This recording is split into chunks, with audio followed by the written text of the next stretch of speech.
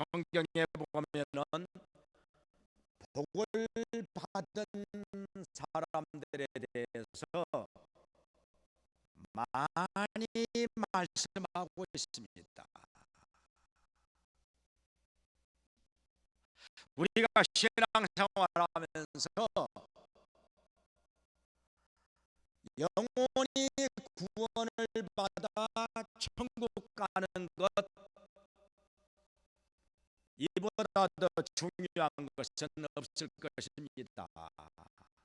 이거 빼고 나면은 다른 모든 것들은 다 의미가 없기 때문에, 다 허무하게 사라지는 것들이기 때문에,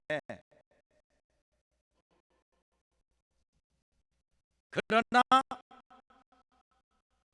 그 다음에 빼놓을 수 없이 중요한 것이 있습니다. 그것은 우리가 이 땅에서 사는 동안에 복을 받으며 사는 것입니다.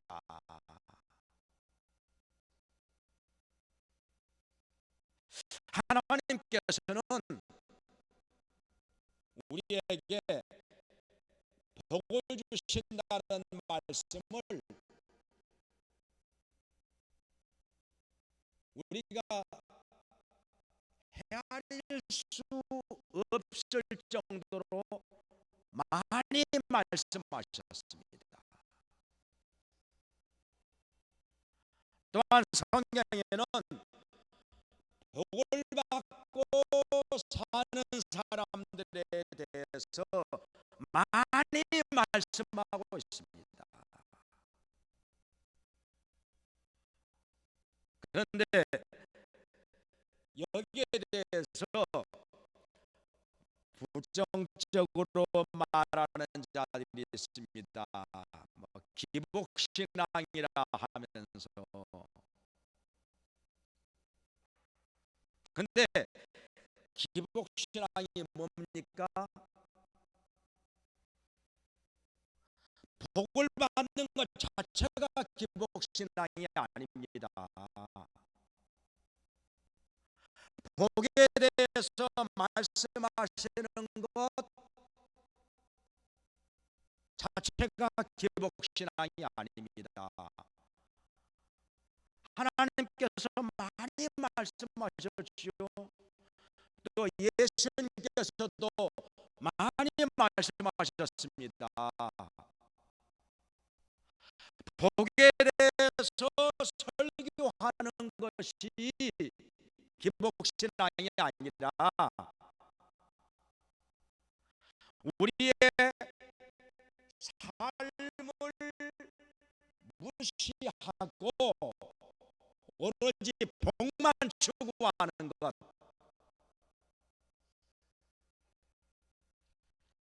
수단 방법 가리지 않고 오로지 복만 추구하면서 사는 것, 이것이 기복신앙인 것이죠.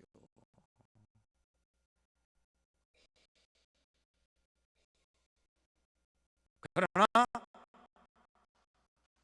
하나님께서 말씀하신 대로 합당한 삶을 살면서 복을 받고자 하는 것, 또 복을 달라고 구하는 것, 이것은 결코 기복신앙이 아닙니다.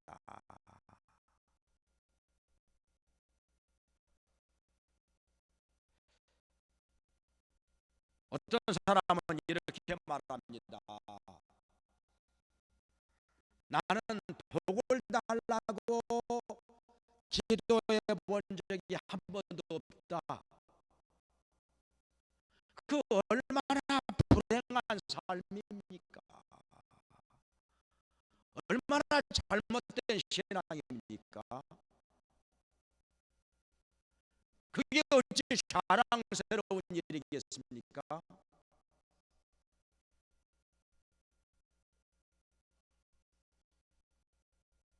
그러면은 하나님께서 하나님께서 복을 주신다고 약속하신 말씀은 다 무엇이겠습니까? 또 성경에는 하나님께 복을 달라고 구한 사람들이 많이 나오고 있습니다. 자, 야베스가 나에게 복을 더하시고 지경을 넓혀주시고 주의 손으로 나를 도우사 환난을 벗어나 근심이 없게 하옵소서 기도하였더니 하나님께서 들어주셨다고 했습니다.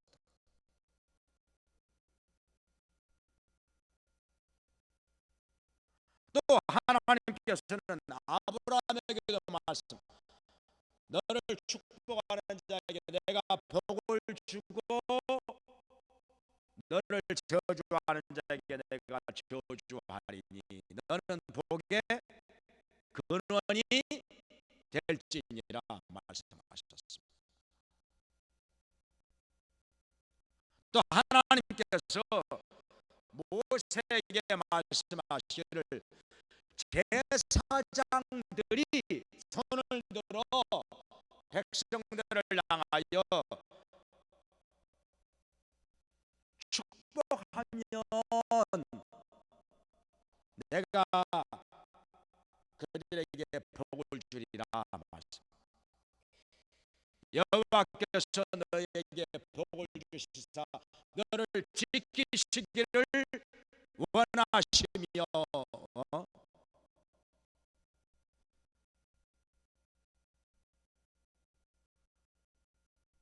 이게 하나님께서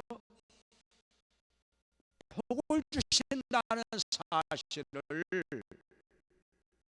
여러 가지로 말씀하고 계십니다.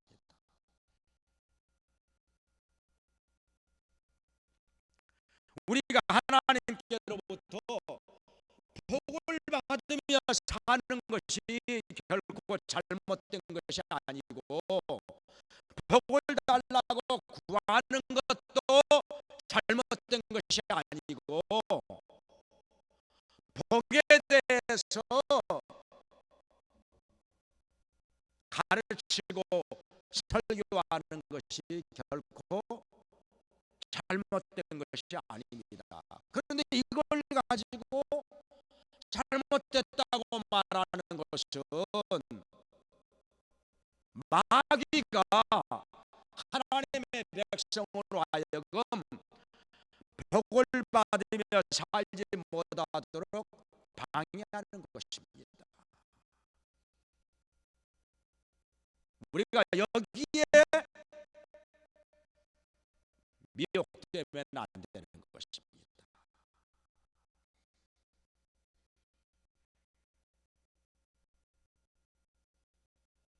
이런 잘못된 신앙에 빠지면 그것은 마귀가 좋아하는 것이지 하나님께서 기뻐하시고 영광 받으시는 삶은 결코 아닌 것입니다.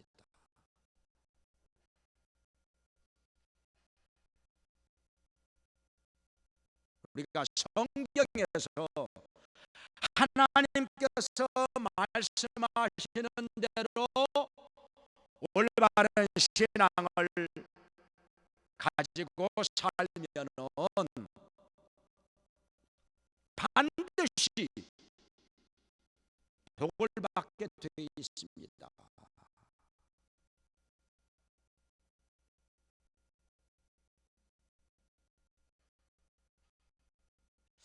전에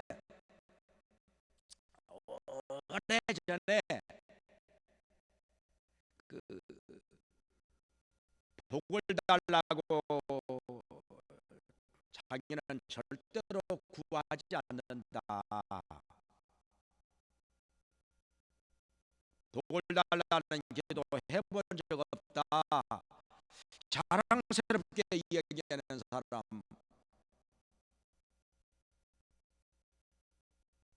만난 적이 있습니다. 그런데요,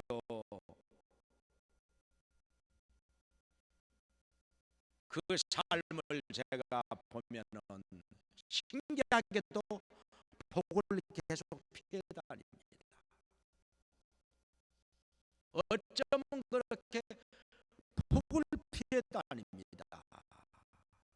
경제적으로도 그렇고 자녀들도 그렇고 복을 피해 다닙니다.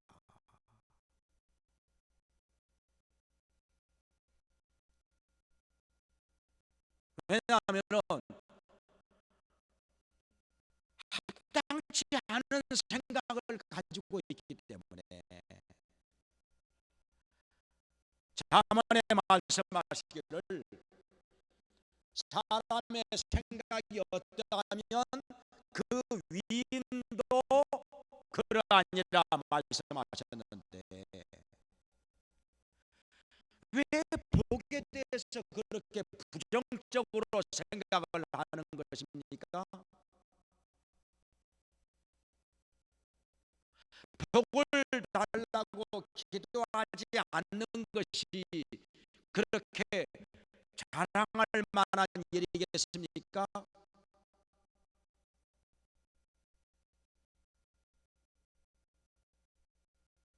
복 안 받고 사는 것이 그렇게도 좋은 것입니까?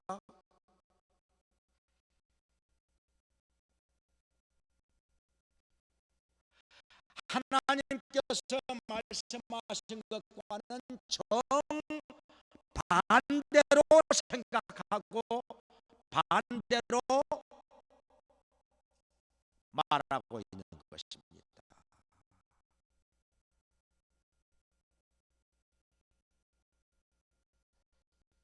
도대체 성경을 읽으면서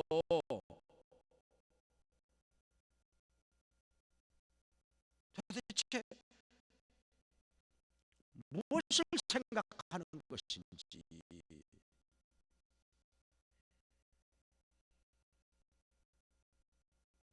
그래서 우리는 성경에서 복을 받은 사람에 대해서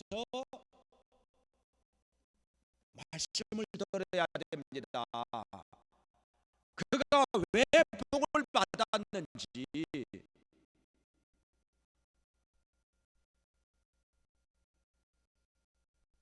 어떻게 살았기에 하나님께서 그에게 그러한 복을 주셨는지, 여기에 대해서 알 필요가 있습니다.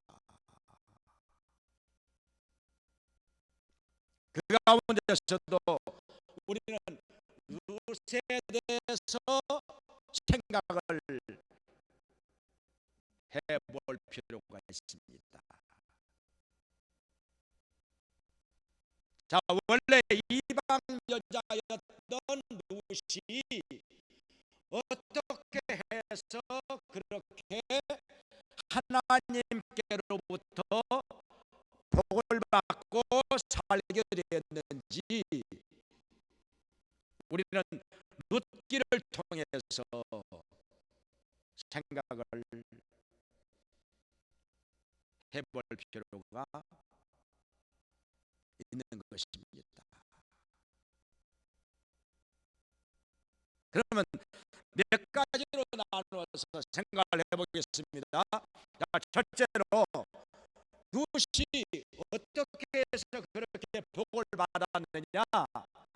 그것은 그가 하나님께 대한 믿음을 쫓아갔기 때문입니다.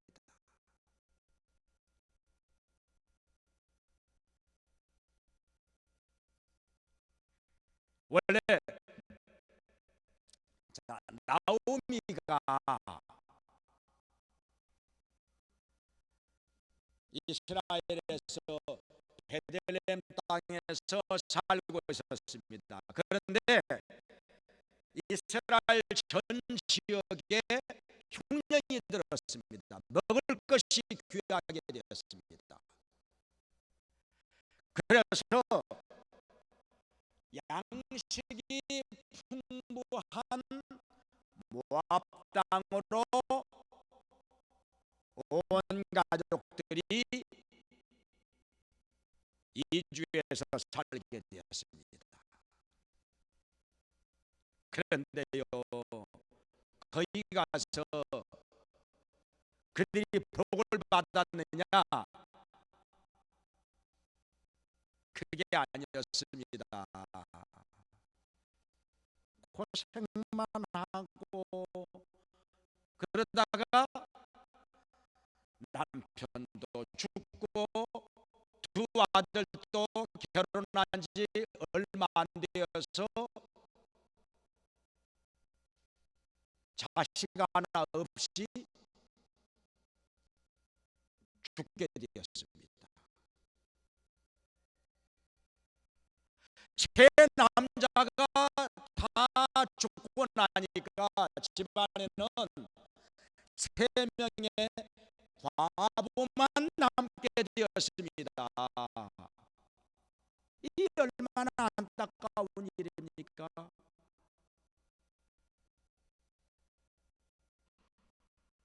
그런데 왜 이렇게 되었을까요?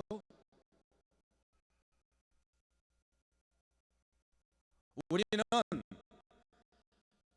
이러한 사건을 보고 우연이라고 말한다면 아무것도 깨닫지 못하고 넘어갑니다.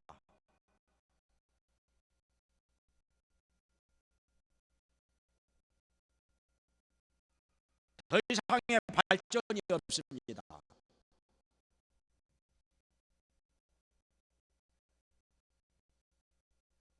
운이 나빠서 그래. 그러면 거기서 얻는 거 아무것도 없습니다.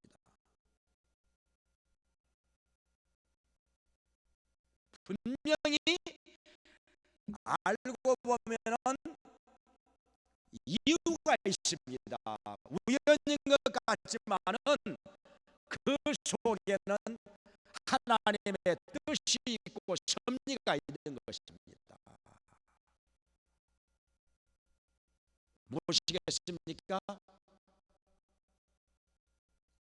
그들은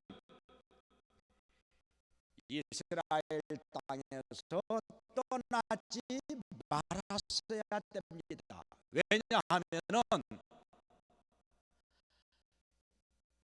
여기 이스라엘 땅은 하나님께서 이스라엘 백성에게 기업으로 주신 땅이기 때문입니다. 아브라함과 그 후손에게 하나님께서 가나안 땅을 기업으로 주리라 분명히 약속하셨습니다. 그러니 그 땅 떠나면 안 됩니다.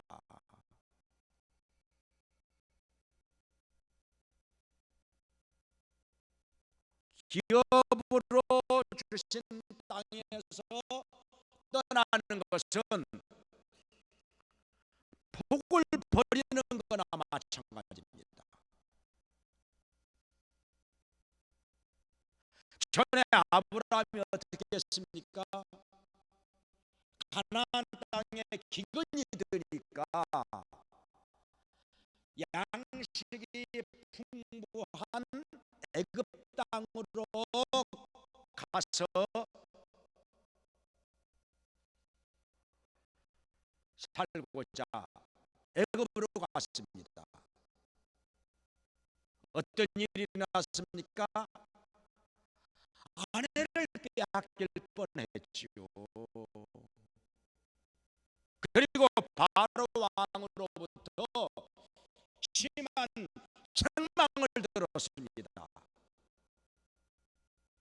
왜 이렇게 했느냐? 나가 왜 거짓말을 했느냐?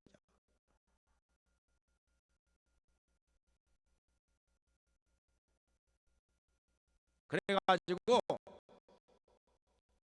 괜히 망신만 당하고 혼만 나고 다시 가나안 땅으로 돌아오게 되었습니다.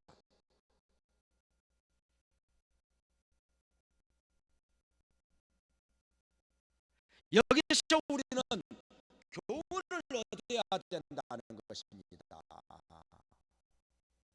남이 당하는 어떤 사건을 보고 그냥 그런가 보다 하고 그냥 넘어가 버리면 아무것도 얻는 것이 없습니다. 왜 그렇게 되었을까? 그것을 타산지석으로 삼고 반면교사로 삼아야 나에게 깨달아지는 것이 있고 교훈이 있고 얻는 것이 있는 것입니다.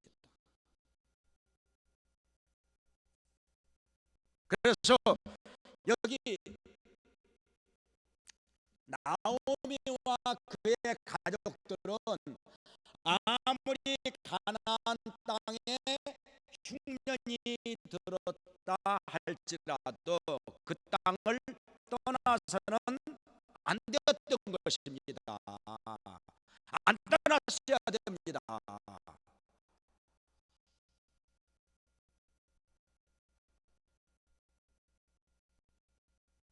더군다나 모압 땅은 어떤 땅입니까?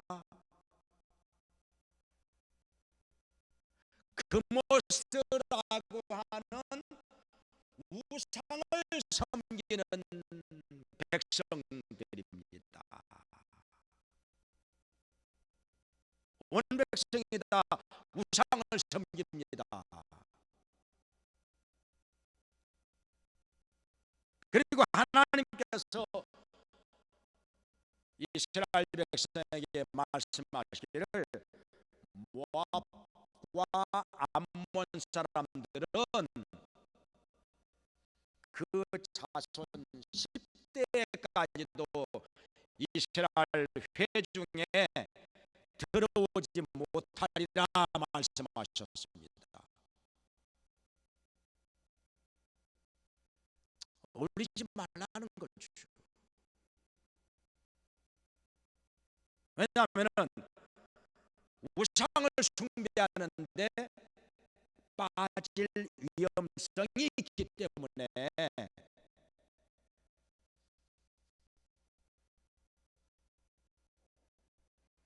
아예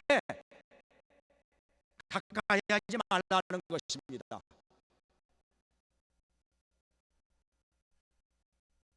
그런데 이 모든 교훈도 저버리고 말씀도 저버리고 나오미와 그의 가족들은 모압 땅에 가서 살았으니 거기 가서 복을 받을 리가 있겠습니까? 간 것 자체가 잘못되었는데 무슨 복을 받겠습니까? 거기서 얻은 것이 별로 없었습니다. 남편 죽고 두 아들 다 죽고 그러니 뭐가 남았겠습니까?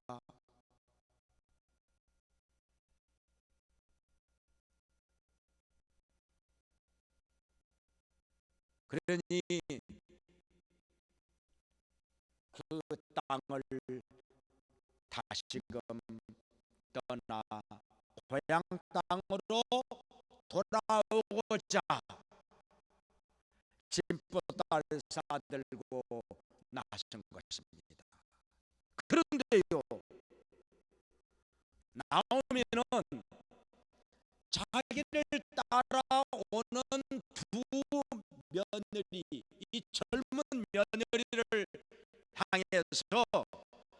나 따라오지 말고 거기 남아 있어서 다른 좋은 남자 만나가지고 결혼해서 잘 살아라, 이렇게 말을 한 것입니다. 이것도 강력하게 말렸습니다. 따라오지 마라. 너희들 아직 젊지 않느냐? 나 따라온다고 해서 무슨 희망이 있겠느냐? 내가 다시금 아들을 낳아가지고 너희들에게 주겠느냐?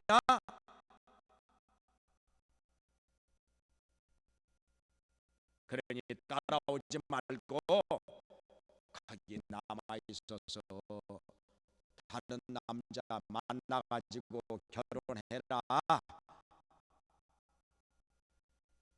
이걸 볼 때 비록 모압 땅에 온 것이 잘못이기는 했지만은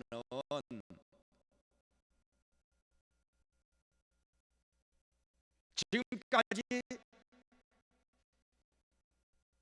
복을 받지는 못했지만은 나오미가 마음의 바탕만큼은 아주 착한 사람이라 하는 것을 우리가 알 수 있습니다.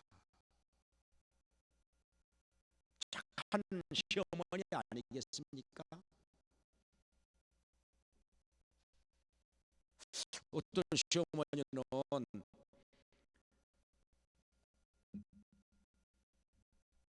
자기 며느리가 젊어서 혼자 되면은 혹시라도 다른 데 시집 갈까 봐서 얼마나 감시합니까? 어디 가면 어디 가느냐고 물어보고 누구 만나는 것도 신경 쓰고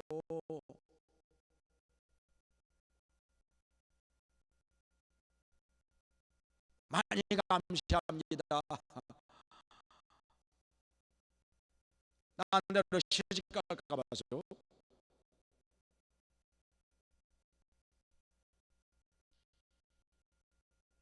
그런데 여기 나오면은 시어머니로서 며느리들에게 따라오지 말고 시집 가라고 권합니다. 그러니 얼마나 착한 시어머니입니까?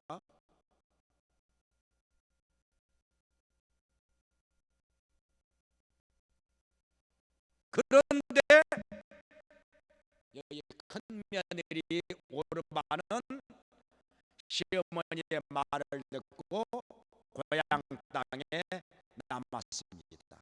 그런데 룻은 악착같이 시어머니를 따라옵니다. 여기 1장 16절 17절에서 말씀하기를 어머니가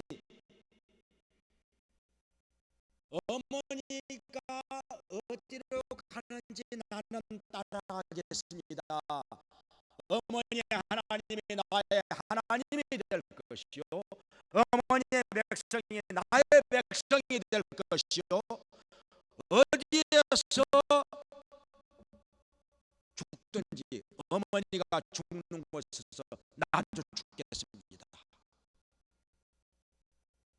그러니 나를 따라오지 말라고 말씀하지 마시옵소서.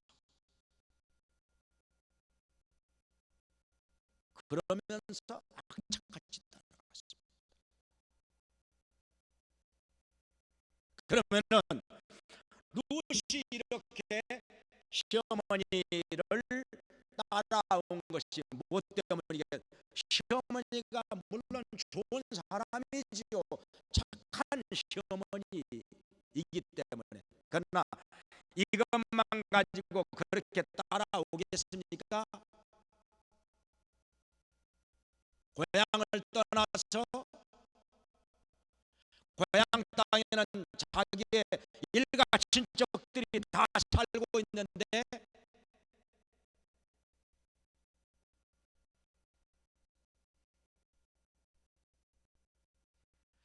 자기의 정든 땅을 떠난다는 거, 일가 친척들이 살고 있는 데서 떠난다는 거, 이건 결코 쉬운 일이 아닙니다.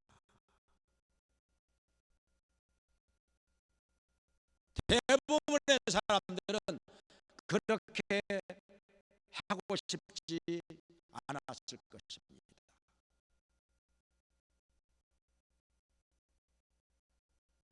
그런데 누순 시어머니를 따라서 정든 고향 땅 떠나고 일가 친척들을 떠나갔습니다. 왜냐? 하나님께 대한 믿음을 가졌기 때문입니다. 원래 룻은 자기 다른 백성들과 같이 그모스라는 우상을 섬기고 살았었습니다. 그것이 진짜 신인 줄 알았습니다. 그런데 이 집에 시집 와서 살고 보니까 그모스를 섬기지 않고 여호와 하나님을 섬기는 것입니다. 아니, 눈에 보이지도 않는데, 손으로 만져볼 수도 없는데 여호와를 하나님으로 섬기고 있으니 한동안 많은 갈등이 있었을 것입니다. 과연 이것이 옳으냐, 저것이 옳으냐, 무엇이 참된 신이냐, 이것을 놓고 많이 고민도 했을 것입니다. 그런데 깨달았습니다. 결론을 내렸습니다. 자기 백성이 지금까지 섬겨왔던 그모스신, 아무리 나무로 만들었든지 돌로 만들었든지 철로 만들었든지 그것은 사람이 깎아 만든 조각품이지 신이 아니라 사람을 도와줄 힘이 없다 하는 것을 분명히 깨달았습니다. 움직이지도 못하는데, 넘어지면 일어나지도 못하는데, 사람의 손으로 깎아 만든 우상이 어떻게 사람을 도와주는 신이 되겠습니까? 지금까지 우리가 잘못 생각했구나, 잘못 살았구나. 눈에 보이지는 않지만 여호와가 천지 만물을 창조하신 분이요, 또 그동안에 들어왔던 것처럼 이스라엘 백성들이 홍해 바다를 그 갈라진 사이로 육지처럼 건너갔다. 그리고 뒤따라오던 애굽의 병사들은 바로 왕과 함께 바다에 수장되어서 모두 죽었다.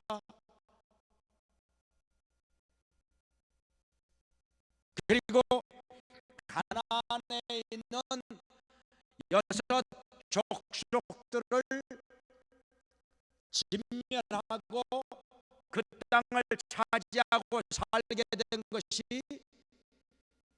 여호와 하나님께서 그들에게 함께 하신 것 때문이 아닐까? 하나님께서 도와주시고 덕을 주신 까닭이 아닐까?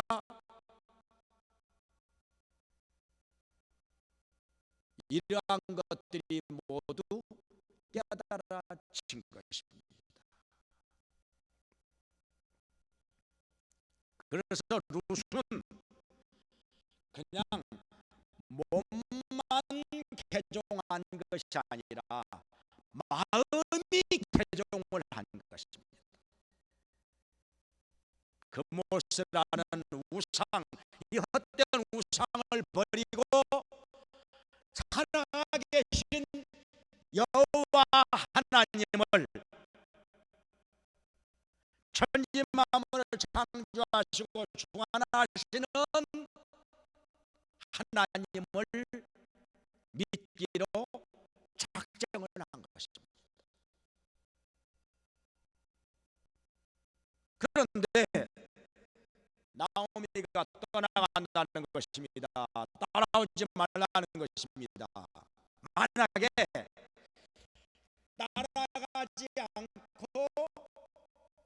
그 땅에 남아 있으면 물론 일가 친척들이 있어서 좋겠지요. 정든 고향 땅 좋겠지요. 그러나 거기서 살고 있노라면 다시금 그모스라는 우상 숭배에 빠지게 될 것이 뻔합니다. 환경이 그러니까. 주위 사람들이 다 그거 섬기니까.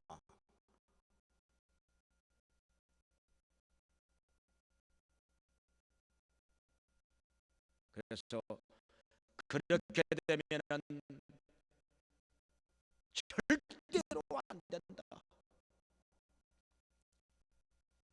그렇게 되면은 정말 큰일이다.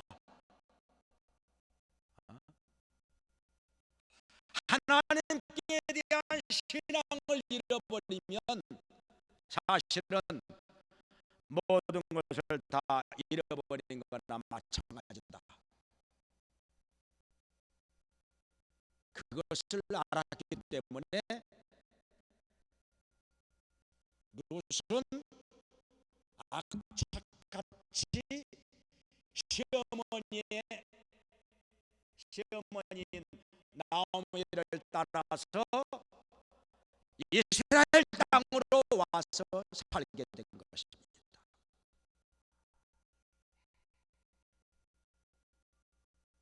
시어머니를 따라온 것도 사실이지만은 그보다는 시어머니가 섬기는 여호와 하나님을 따라서 여기까지 온 것입니다. 그는 하나님의 백성으로서 하나님을 섬기면서 사는 것이 최고의 복이라는 것을 이미 알고 있었던 것입니다.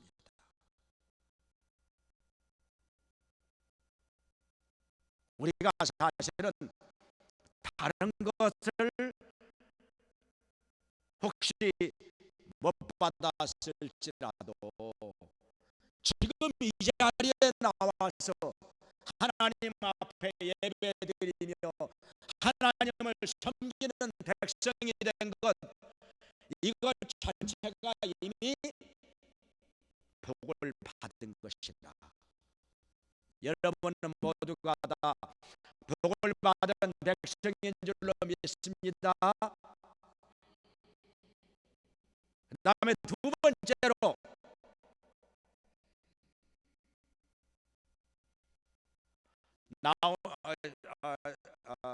룻은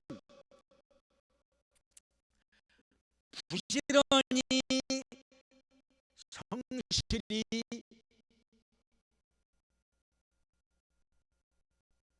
일하면서 살았습니다. 이게 복을 받은 것이죠. 성경에 보면은 부지런한 자에게 재물이 온다고 말씀하셨습니다. 자, 부지런한 손이 부지런한 남자는 재물을 얻고 유덕한 여자는 존영을 얻느니라, 이렇게 말씀하셨습니다. 또 부지런히 일하는 자는 부하게 될 것이요, 이렇게 말씀했습니다. 그리고 반대로 게으른 자는 가난하게 될 뿐이라. 게으른 자에게는 궁핍이 군사같이, 궁핍이 강도같이 말이라.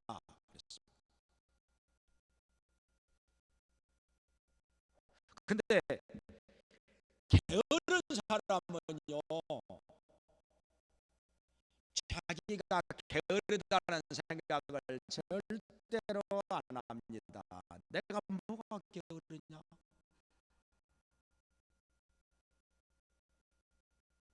마땅히 할 일이 없어서 그런 거지 뭐. 왜 나를 게으르다고 말하나? 게으른 사람한테요, 게으르다고 말하면요 화를 냅니다.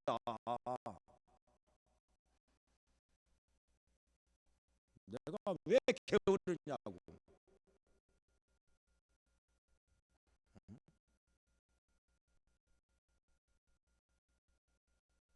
그래, 맞아요, 내가 게을러요, 그렇게 말하는 사람 거의 없어요.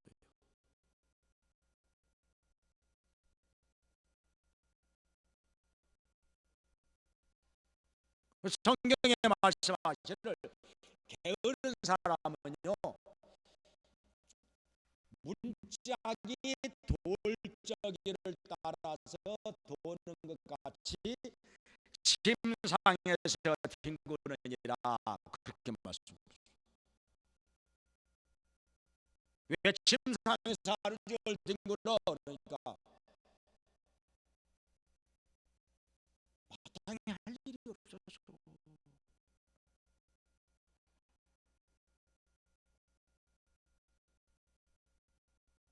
근데요, 사람이 쉴 때 쉬는 것하고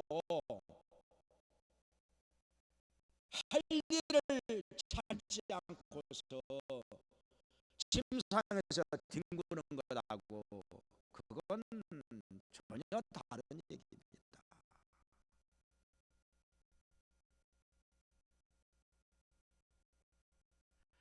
또 성경에 말씀하시기를 게으른 사람은 밖에 나가보지도 않고 거리에 나가면 사자가 있다,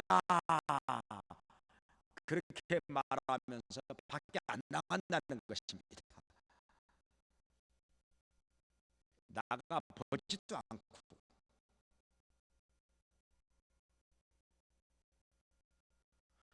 그 사자가요 맨날 거리에서 삽니까?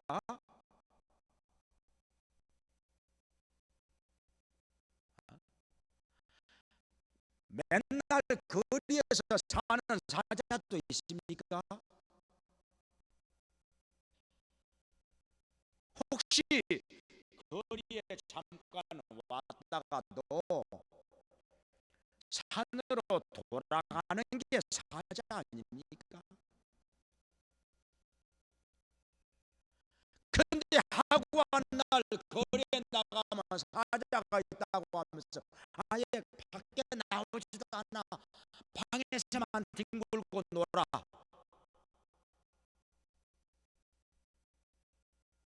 이거 게으른 사람 아닙니까? 그러니까는 자기가 할 일을 찾아보지도 않고, 찾아보면 분명히 할 일이 많이 있을 텐데 할 일이 없다는 것입니다.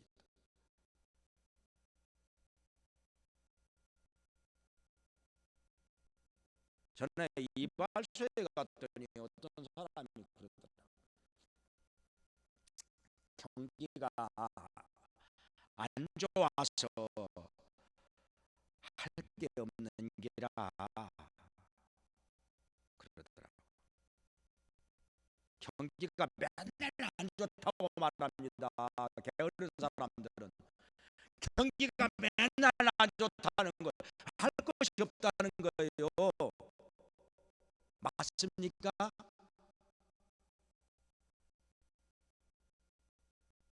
근데 그 사람이 그렇게 말할지라도 돈 잘 버는 사람은 우리나라 안에만 해도 많이 있습니다.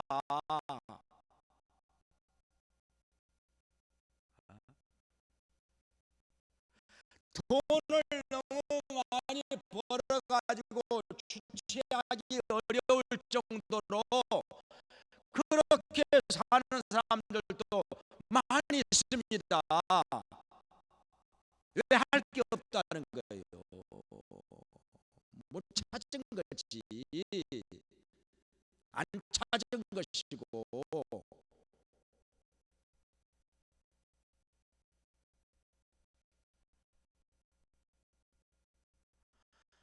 우리가 부지런해 가지고 찾아보면은 분명히 마땅히 할 일을 찾게 될 것입니다. 할 일 많습니다.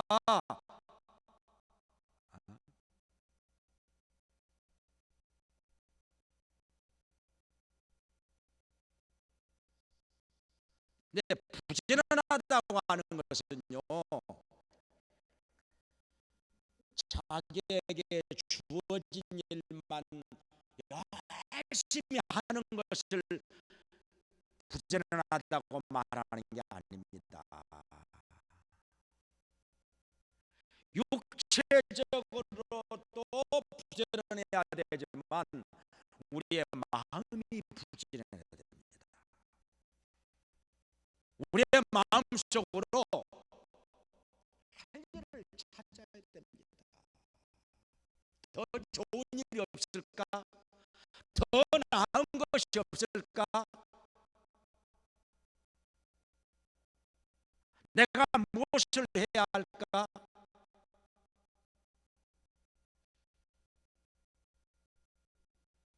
어떻게 하면 내 자신이 더 발전할 수 있을까? 더 나은 삶을 살 것인가? 자꾸만 찾는 거. 마음이 부지런해야 돼요. 육체만 부지런해 가지고 이 뼈 빠지게 일을 해도 재물이 안 늘어나는 사람은 왜 그럽니까? 마음이 안 부지런해서요. 육체도 손도 부지런해야 되지만 성경에서는 마음이 부지런해야 된다고 말씀하십니다.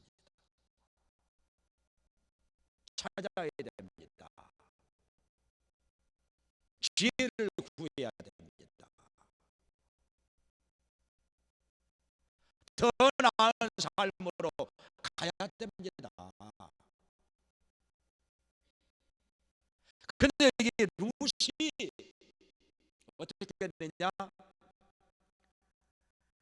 고향 땅에 나오미를 따라서 나오미의 고향 땅 베들레헴에 와 보니까 아무것도 없는 것입니다.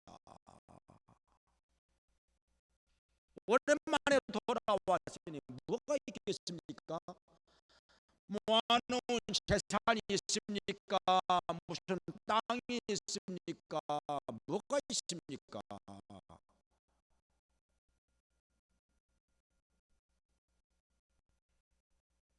당장에 끼니를 이어가는 게 걱정입니다.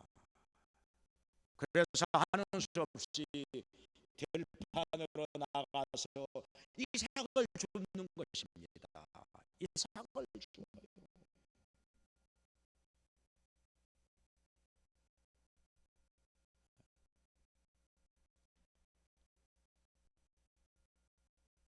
그래가지고 어느 밭에 나가서 떨어져 있는 이삭을 줍는데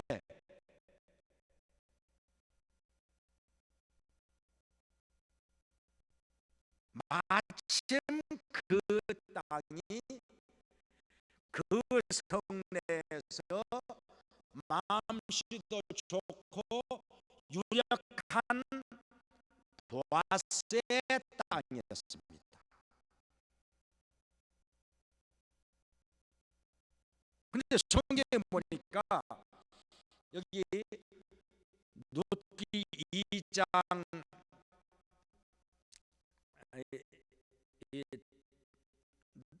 룻기 2장 7절 이하에 보면은 룻이 어느 정도로 일을 열심히 했느냐, 잠시 쉬고 나서는 그 다음부터는 쉴 사이가 없이 지금까지 계속 이삭을 줍고 있습니다. 보아스의 밭에서 일하는 소년이 보아스에게 그렇게 보고를 합니다. 그러니까 아주 부지런하게 성실하게 열심히 이삭을 주었다는 것입니다.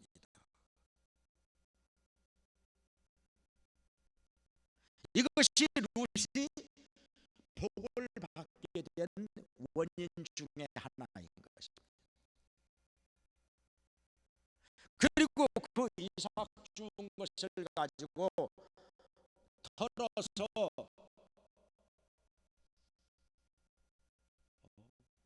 곡식으로 만들어 가지고 시어머니 나오미에게 갖다 줍니다. 이렇게 해서 부모를 섬기고 공경을 했습니다.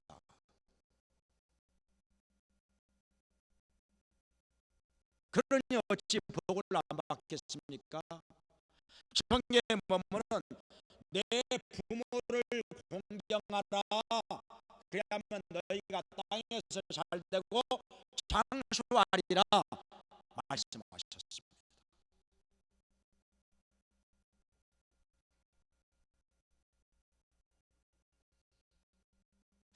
저희 고향에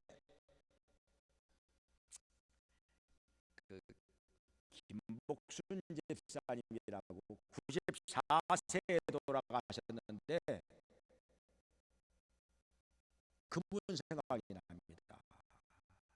그분은 나이가 50세 돼가지고 그때부터 예수님을 믿기 시작했어요.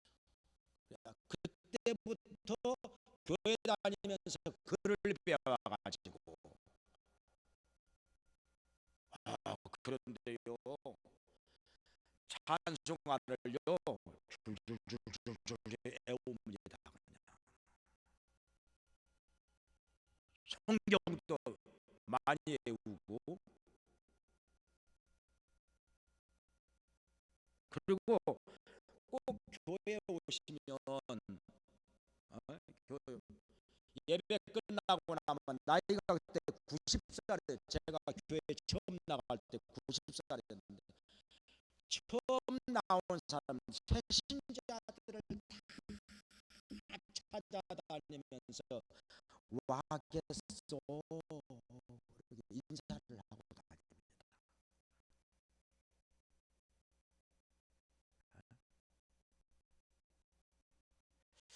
새신자 관리에 대해서 어떤 특별한 교육을 받은 일이 없었을 텐데 꼭 교회 나온 지 얼마 안 된 사람들 다 찾아다니면서 일일이 악수하면서 오셨느냐고 인사하고, 그리고 가끔 한 번씩 과자를 한 봉지 사가지고 우리 윤현주일학교 교사들을 수고한다고 하면서 줍니다. 그렇게 섬겨요. 그리고 추수감사절이 가까이 되면은 들에 나가서 이삭을 주어요. 이삭을 주어가지고 그걸 털어서 추수감사 헌금으로 바칩니다. 정말 감동적이고 눈물 나는 모습이었습니다. 근데 나이가 90이 돼가지고도 얼마나 건강한지요. 90살이 되었을 때 그 3km를 걸어서 소풍을 갔는데요. 걸어서 갔다가 걸어서 오셨어. 그것도 앞장서서 90살이 됐을 때도 신방을 다닙니다.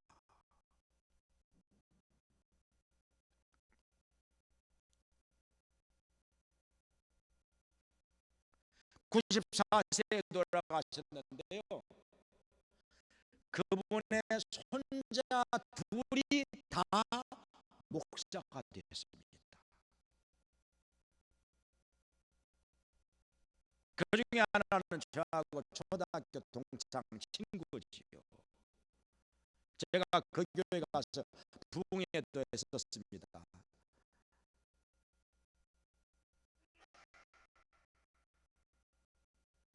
그러니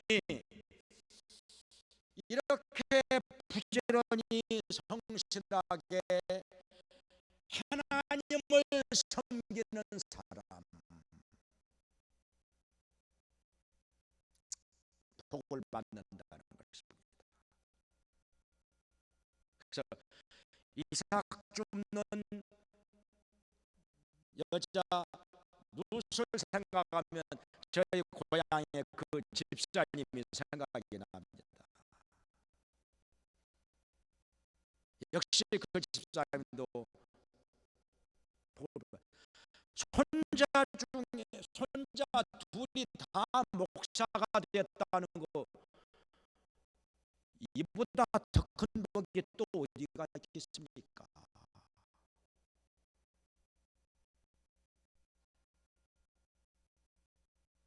이건 굉장한 복이죠.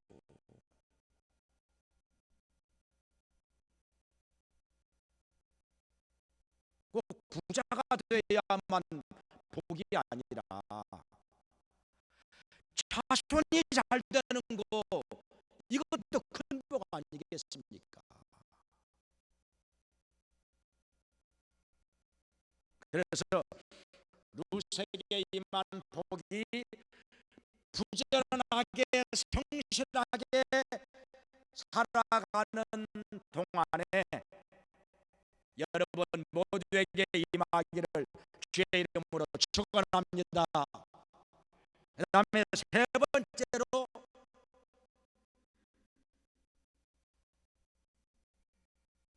룻은 시어머니의 지혜로운 말을 받아들이고 순종하였습니다. 어떻게 했는가 하니, 자, 시어머니가 룻의 얘기를 들어보니까 보아스가 룻에게 굉장히 잘해주거든요. 어떻게 잘해주는 거 아니, 일부러 자기 집에서 일하는 모습들에게 명령을 합니다. 이 여자 절대로 괴롭히지 말고,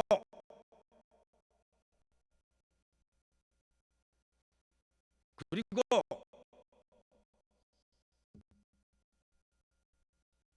이삭을 조금씩 떨어뜨려라. 다 거두지 말고 조금씩 일부러 떨어뜨려 놔라. 그리고 점심을 먹을 때는 꼭 불러다가 함께 먹게 합니다. 먹고도 남을 만큼, 이 성경에 보니까요, 점심으로 해서 먹고 남은 것을 싸가지고 자기 시어머니한테 갖다 줍니다. 저녁 때 집에 오면서.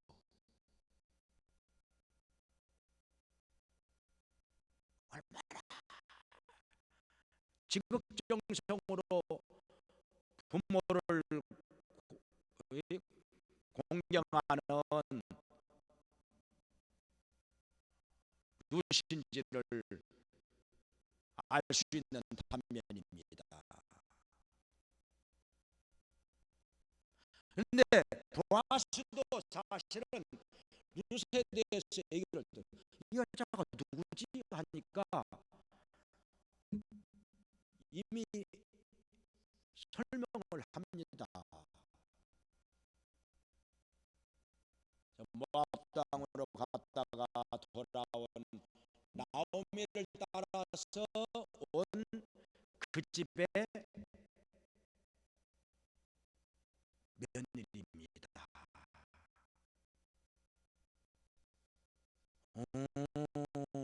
그래,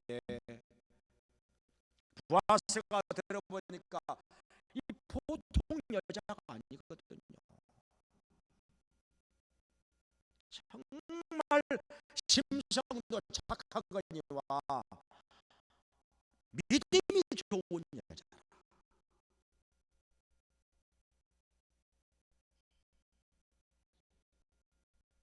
그러니 좋게 볼 수밖에. 그래서 많이 배려를 해주었던 것입니다.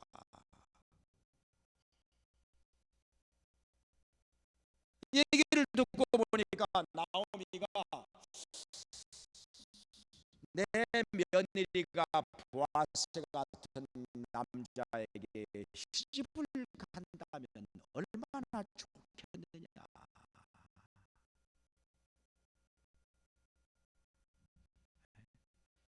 보아스로 말할 것 같으면 그 성내에서 마음도 착하고 너그러운 사람으로, 그리고 그 성내에서는 유지급입니다.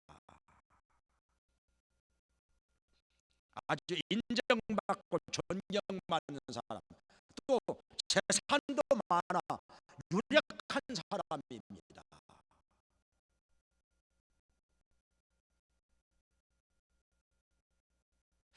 며느리가 비록 나이 차이는 많이 나지만은 저 보아스에게 시집을 간다면 괜찮지 않을까? 그래가지고 나오미가 여기 3장에 보면은 3장 3절 이하에 보면은 뭐라고 시키는 거 아니? 보아스가 들판에서 돗자리 깔고 이불 덮고 잠을 잘 때 살짝 밤에 가가지고 이불을 떠들고 그 밑에 가서 누워 있어라. 꼼짝 말고 아침까지 누워 있어.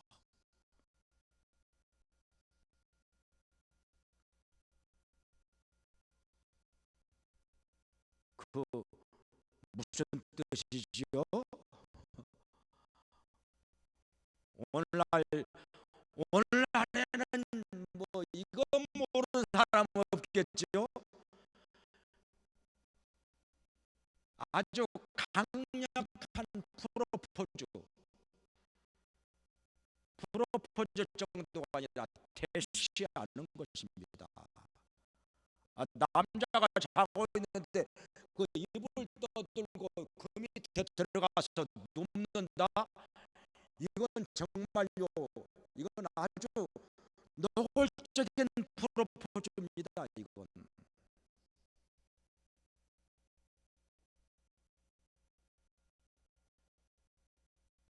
나오미가 그렇게 저렇게 다 시킵니다. 목욕도 하고 기름을 바르고 옷은 이런 옷을 입고 그리고 이게 거기 가서 이렇게 해라. 묻지도 따지지도 않고 시어머니가 시키는 대로 했습니다. 그런데요, 시어머니가 시킨 게요 하나도 잘못된 것이 없이 아주 지혜로운 말이었습니다. 지혜로운 말을 들을 줄 아는 사람이 지혜로운 사람 아니겠습니까?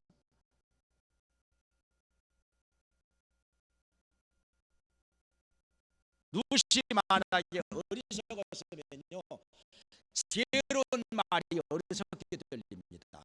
이 어리석은 사람에게는 지혜로운 말이 어리석게 들려요. 그걸 못 받아들입니다. 근데 누시 지혜로운 여인인지라 나오미의 지혜로운 말을 그대로 받아들이고 순종합니다. 그렇게 했습니다. 여기 3장 7절에 보니까 그렇게 하였더라. 그냥 나오미가 시키는 대로 하였더라.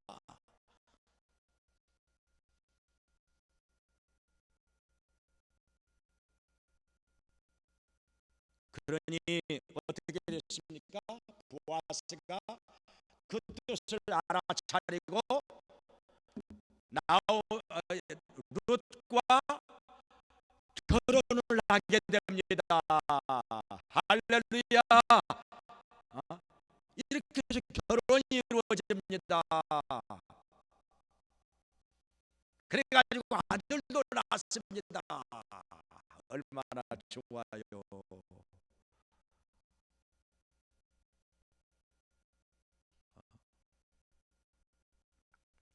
보아스만한 신랑감 어디까지 찾겠습니까?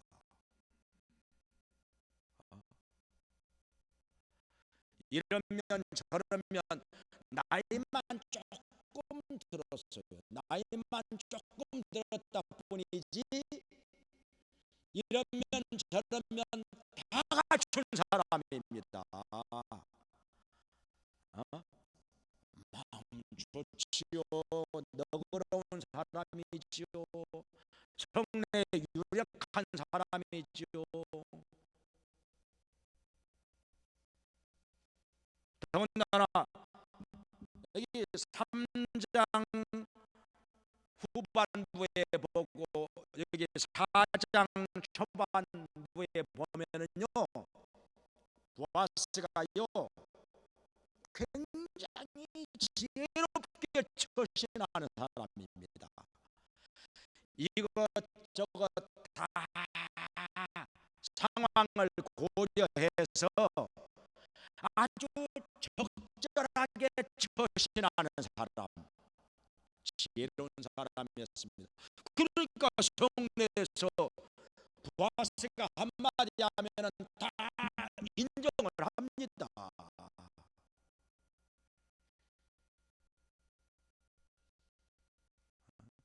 만약에요 보아스가 처신 잘못했으면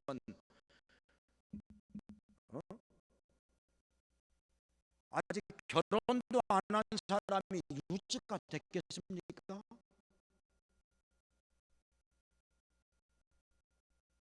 재산만 많다고 유지가 되겠습니까?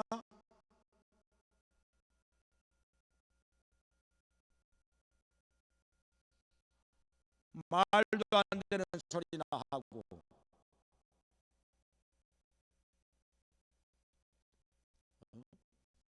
또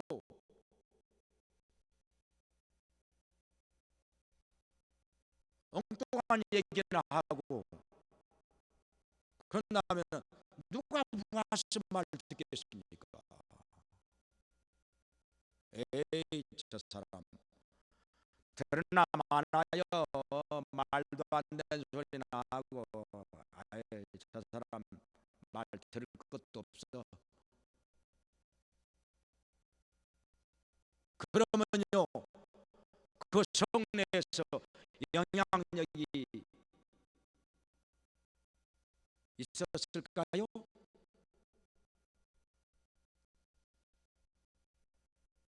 예, 보아스가 성경에 보니까 아주 지혜롭게 처신하는 사람이었습니다. 이 사람 저 사람 다 입장을 고려해 가면서 적절하게 처신하는 사람,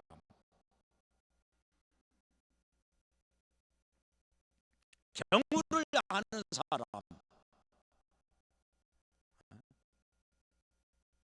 상식이 통하는 사람,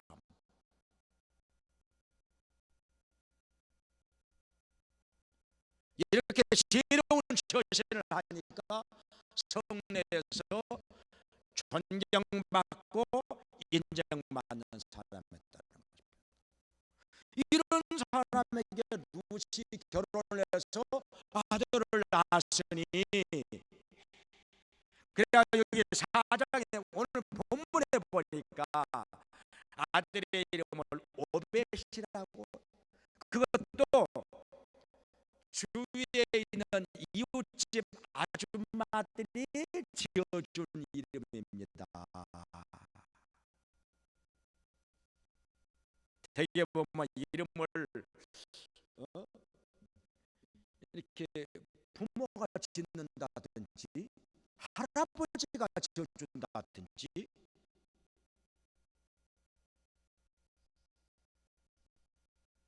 아니면 교회 뭐 목사가 지어준다든지,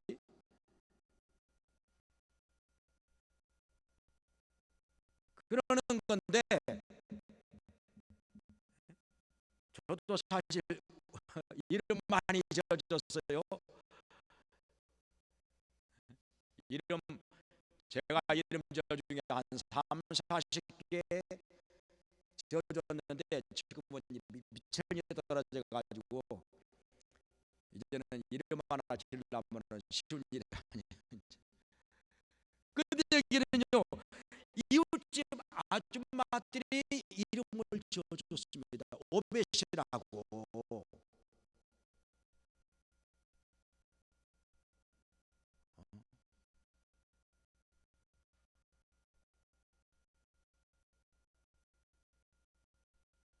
근데요 여기서 자 네 번째로 네 번째로 빼놓을 수 없이 중요한 것이 룻도 그렇고 나오미도 그렇고 그 낳은 아들도 그렇고 만인이 축복하는 사람이었습니다. 이 축복을 받는다는 것, 이게 굉장히 중요합니다.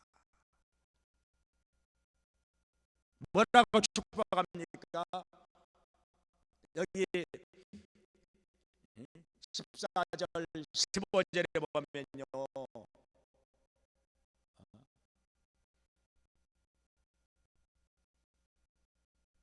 나오미를 향하여서 나오미를 향하여서 이 아이가 이스라엘 중에서 유명하게 되기를 원하노라. 이 굉장한 축복입니다. 이스라엘 중에서 나라에서 유명한 사람. 그리고 여기 15절에 보면은 뭐라고 하는 거 아니요? 룻을 뭐라고 말하는 거? 7 아들보다 더 나은 자부가 낳아준 아들이라고 말합니다. 7 아들보다 더 나은 아들. 그러니까 룻이 얼마나 평판이 좋았다는 얘기입니까?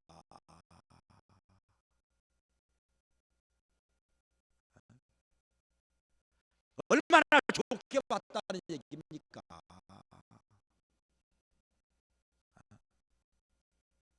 7 아들보다 더 나은 며느리,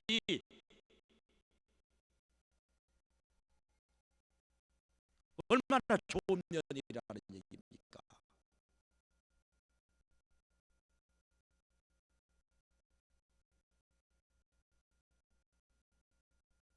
요즘에 며느리들 어떻습니까?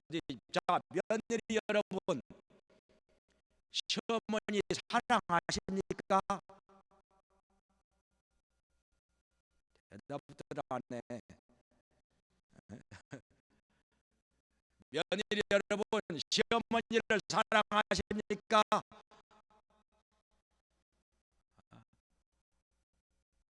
대답들 해봐요.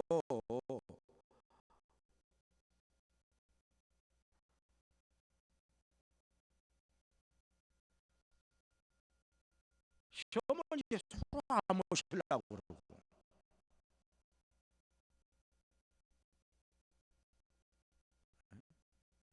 시어머니 가까이 안 하려고 그러고, 어떤 사람은 시어머니 시자가 들어서 뭐 시금치도 안 먹는다고, 시내버스도 안 탄다고 그런 말이 있는데, 시어머니가 그렇게 싫은 겁니까? 그렇게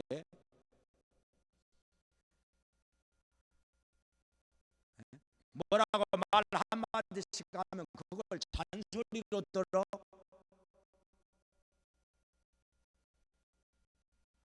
다 잘 되라고 하는 얘기고, 어? 유익하도록 하는 말인데, 시어머니가 무슨 말만 하는 걸 그냥 듣기 싫어가지고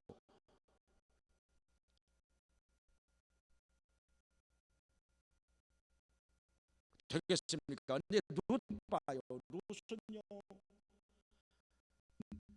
안 따라와도 룻에 대해서 누가 잘못됐다고 말할 사람 없습니다.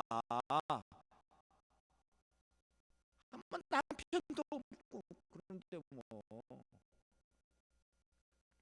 더군다나 시어머니도 따라오지 말고 그냥 고향 땅에서 딴 남자 만나가지고 시집 가서 잘 살아, 이렇게 말하는데 안 따라간들 누가 뭐라고 하겠습니까?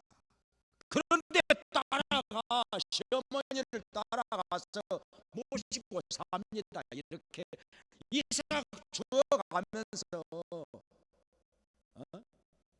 재산도 별로 없는 집에 가가지고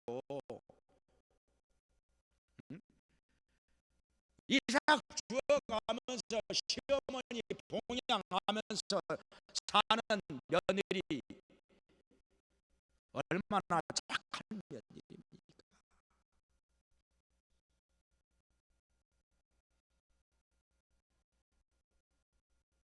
그러니까 이웃 사람들이 일곱 아들보다 더 나은 며느리라고 이렇게 말을 하는 거죠. 그러면서 축복을 합니다.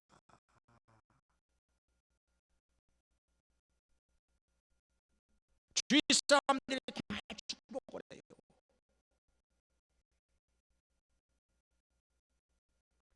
그러면 그 복이 그대로 임하는 것입니다. 성경에 축복을 하면요, 그 복이 받기에 합당하면 그대로 임할 것이요, 합당치 않으면 축복한 자에게로 다시 돌아오리라. 그러니까요, 축복을 하고 볼 일이요, 축복을 하고 나면은 어디로 갔든지, 그 사람한테로 갔든지 나에게로 돌아오든지 어디로 가든지 갑니다. 공중에 떠돌아다니다가 사라지는 게 아니라 어디로 가든지 갑니다. 그러니까 축복은 무조건 하고 볼 일입니다. 아멘. 예? 근데 이렇게 많이 축복을 해요. 많이 축복을 해요. 그러니 복을 안 받겠습니까?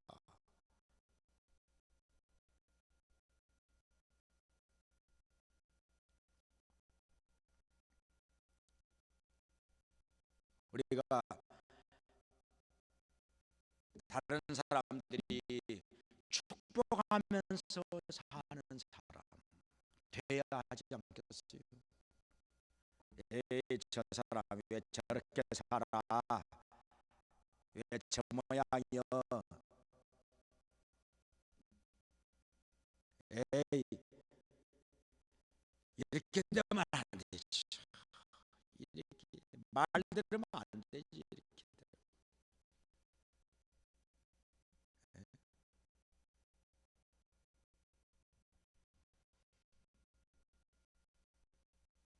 만인이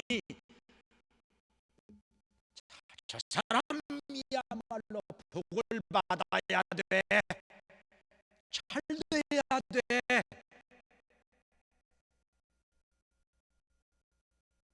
하면서 축복할 때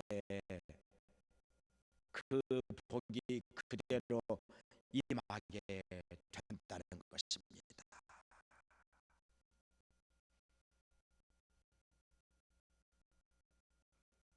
루시 그런 면에서, 또 나오미도 그런 면에서 복을 받을 수밖에 없는 사람들이었다 하는 것입니다. 많이 축복을 합니다. 그래가지고 그 아들이 어떻게 됩니까?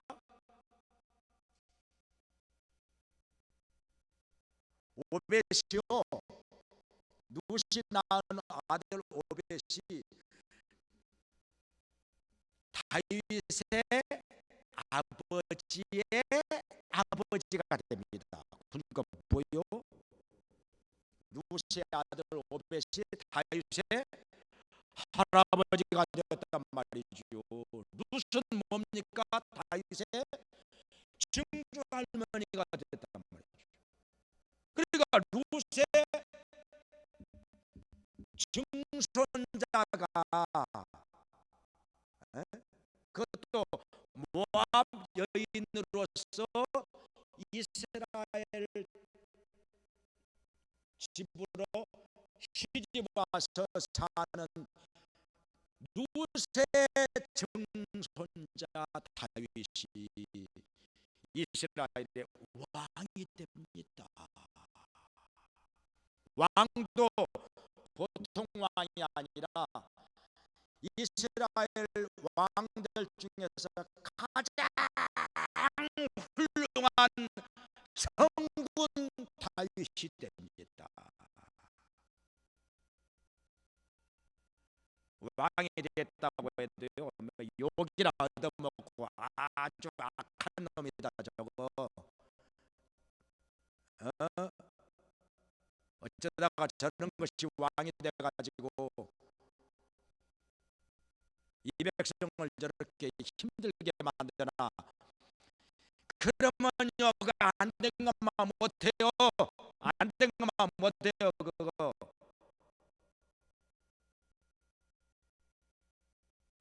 그걸 복이라고 말할 수가 없습니다. 그런데 다윗은요, 다윗은 온 이스라엘 백성들이 수천 년 후에까지도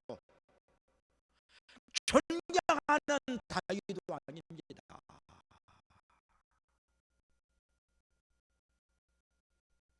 성군입니다. 다윗이 나라를 다스릴 때 이스라엘 나라가 최고로 강성한 나라가 되었습니다.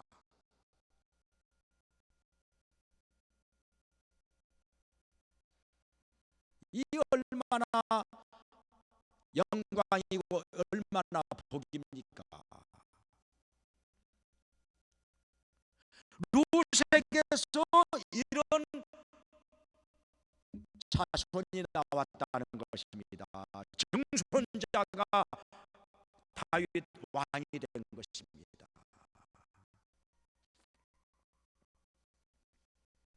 그러니 촌 남편 만났지요. 또 부잣집에서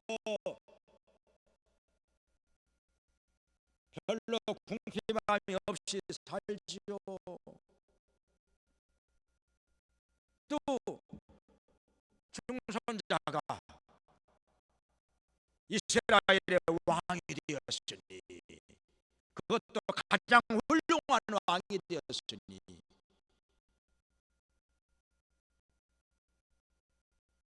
이보다 더한 복도 얼마나 있겠습니까? 더 이상 뭘 바라겠습니까?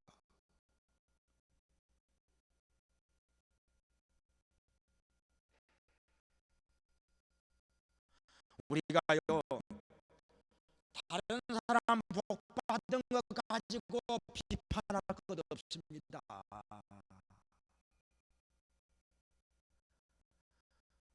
운이 좋아서 그런다고 그렇게 평가자라 할 필요 없습니다.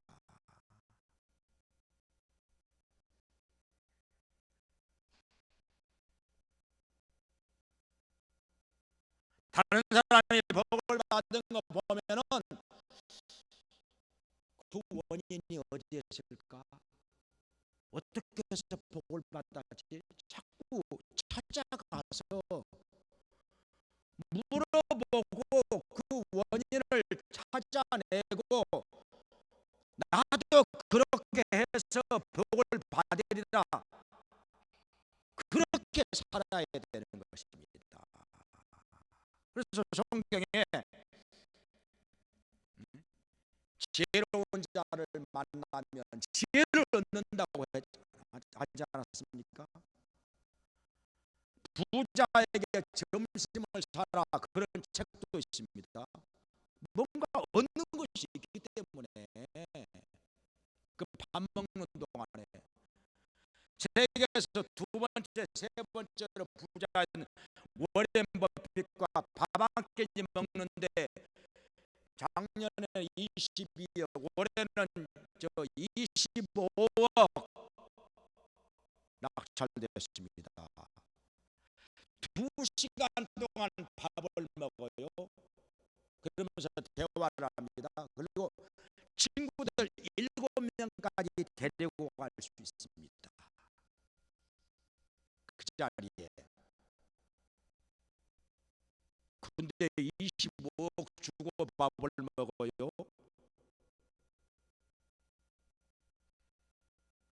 그만큼 얻는 것이 있기 때문에, 지혜를 얻기 때문에. 그런데 그러고 나서 100억 200억을 더 번답니다. 공연이 돈이 남아 돌아가서 25억 주고 밥 먹겠습니까? 그걸 주고 밥을 먹고 나면은 그로 인하여 100억 200억을 더 버는 기회가 생긴다는 거예요.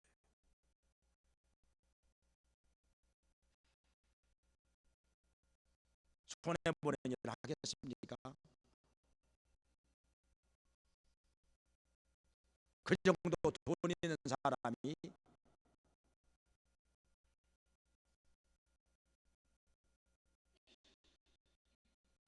그러니까 우리는요, 복을 받은 사람들에 대해서 연구를 해볼 필요가 있습니다.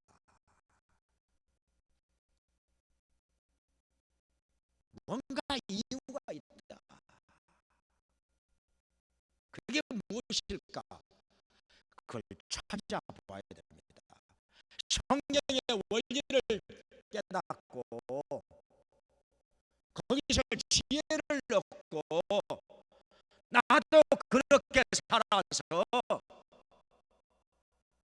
하나님께서 주시는 복을 받고 사는 여러분 되시기를 주의 이름으로 축원합니다.